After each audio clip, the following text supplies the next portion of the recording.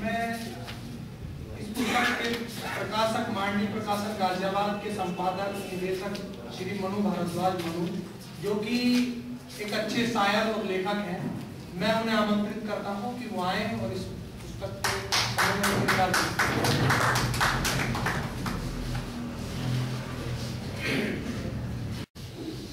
अध्यक्ष महोदय, सचिव महोदय, उपस्थित अधिवक्तागण, सभी को नमन करते हुए अपनी बात शुरू करता हूँ जनपद से, गाजियाबाद से।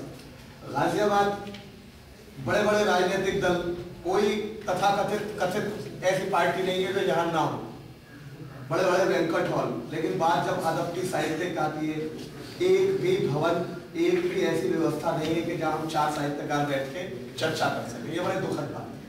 ऐसे में एक व्यक्ति निकल के आता है जिसकी किताब का प्रस्ताव मेरे पास हैदराबाद से आता है कि गाजियाबाद में कोई कहानीकार है जिनकी किताब चाहिए, और ये मेरी खुशनसीबी है कि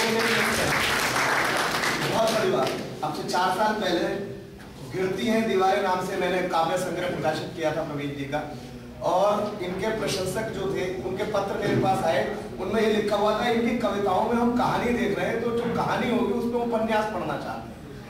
तब मैंने इनसे निवेदन किया था, 4 साल बाद मेरा निवेदन इन्होंने स्वीकार किया।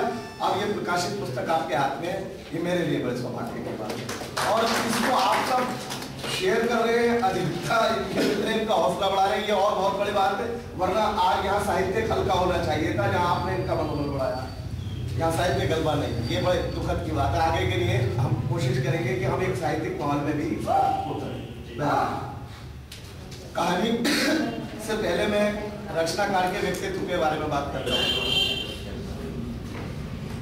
रचनाकार अधिवक्ता भी हैं और बड़े संवेदनशील।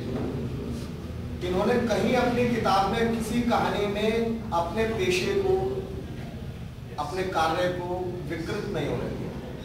इनकी कहानी न्याय का देवता, उसमें एक स्थिति ऐसी आती है कि जब व्यक्ति को न्याय नहीं मिलता और वो जानता है कि साक्षियों के अभाव में मुझको न्याय नहीं मिला है, तब इनको, जब किताब टच पे चल रही थी तो मैंने राय दी, मैंने कहा इसका आप एंड चेंज कर दो और इसको ये कर दो कि भाई वो न्याय नहीं मिलता तो वो खुद अपने हाथ में हथियार उठाता और न्याय की तलाश करता। तब इन्होंने मुझसे एक शब्द कहा, बोले मैं जुडिशरी के खिलाफ नहीं जाऊंगा, साक्ष्य हो, सबूत ना हो, जो कुछ भी हो, न्यायाधीश ने जो निर्णय लिया है मैं उसको सम्माननीय करता हूँ, स्वीकार करता हूँ। मैं ये भी चाहूंगा कि समाज उसको स्वीकार करे, भले वो उसमें कहाँ से वो साक्ष्य नहीं आए, कहां से वो सबूत नहीं आए, वो फर्स्ट स्टेप पे था।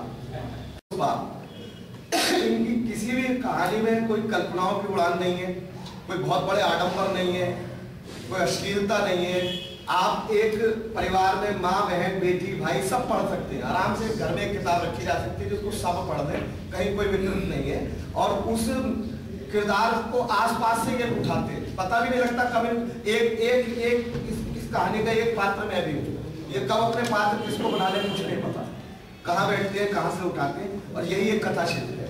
अगर मैं बाहर की आपकी भाषा शैली इस्तेमाल करूँ तो कहानी लेखन के कहना था, लेखन के बारे में कहा, बहुत बहुत साधुवाद, और उम्मीद करूंगा इसके कई संस्करण आए जिसका सौभाग्य मुझे मिले और कई किताबों का सौभाग्य मिले और आप सबसे साक्षात्कार करने का सौभाग्य।